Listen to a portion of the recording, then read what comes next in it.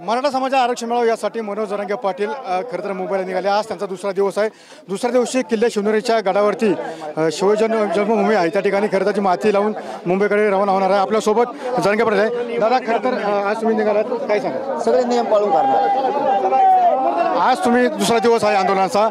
छत्रपती शिवाजी महाराजांच्या जन्मभूमीमध्ये आलात, त्यांची माती कपाळ लावून तुम्ही मुंबईच्या दिशेने कूच करणार आहात। मी खूप श्रद्धा ठेवतो आणि ज्याला कळतो इतिहास, छत्रपतींचे विचार, रणनीती, डाव, पेच डाव, हा माणूस इतिहासाचा अभ्यास केल्याच्या नंतर किंवा एकूण विचारावरती अभ्यास केल्याच्या नंतर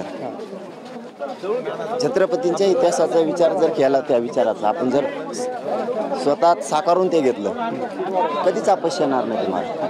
म्हणून मी माझ्या राजाच्या पवित्र शिवनेरी गडाची कंपाळाला माती लावून उद्याच्याला मी सकाळी 10 वाजता आझाद मैदानावरती आमरण उपोषणाला बसणार।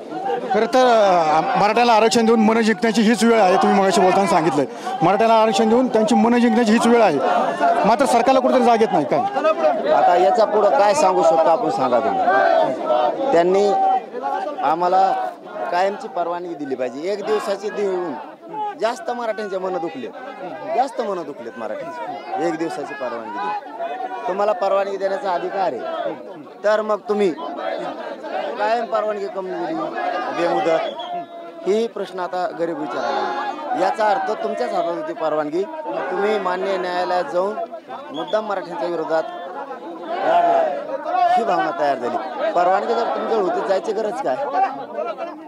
आता काल दिलीच ना, एक दिवसाची काय आणि कित्येक दिवसाची काय? मराठा समाजाने चालीवरती चाल टाकणं शिकलं पाहिजे, म्हणजे नक्की याचा अर्थ काय? त्याचा अर्थ थोडं थोडं पुढं गेल्यावर कळेल तुम्हाला। लोकशाही मार्गाच्या चालीरीती, डाव करणे आणि त्याच्यावरती मात करणे, चालीवर चाल करणे म्हणजे काय? जरा आणखीन दिवस जाऊ द्या। मात्र कुठेतरी सरकारने ज्या पद्धतीने पाहिले की एक दिवसाची परवानगी दिली तुम्हाला आंदोलनासाठी, त्यासाठी वेळ पण दिल्यात आणि अनेक नियमावली लावलेली आहे, तर तुम्ही कसं आंदोलन करणार आहात? सगळ्या नियमाचं पालन करू, पण एक दिवस मान्य नाही, एक दिवस मान्य नाही। एक दिवस मान्य करतो आम्ही, त्या अंमलबजावणी एका दिवसात, असं नाही।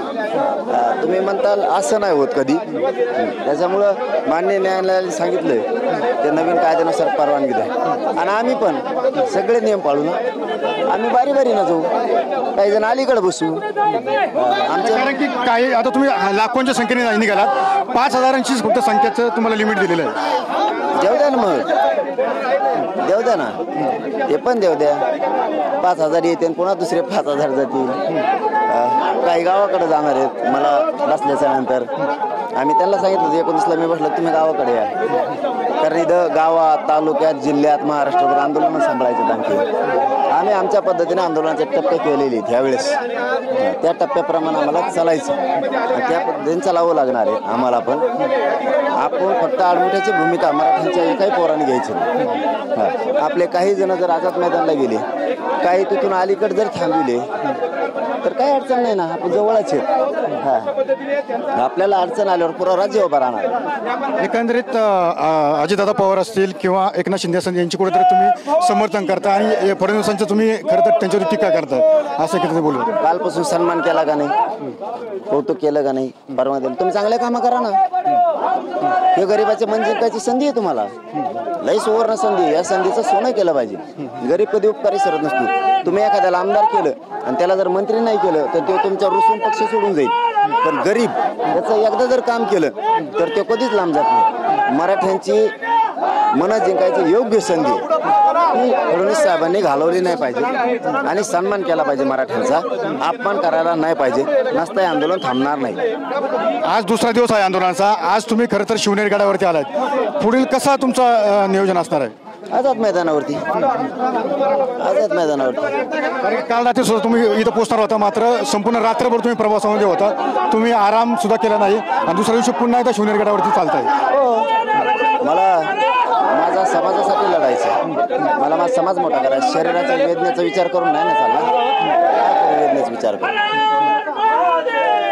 नक्की ज्याबद्दल पाहिलं की खरं तर आज दुसरा दिवस आहे आणि दुसऱ्या दिवशी जे मनोज जरांगे पाटील आहेत ते खरं तर आज किल्ले शिवनेरीवरती दाखल झालेले आहेत। त्यामुळे सुशांतराव समी, सुनील दिगळे, TV9 मराठी, किल्ले शिवनेरी, पुणे।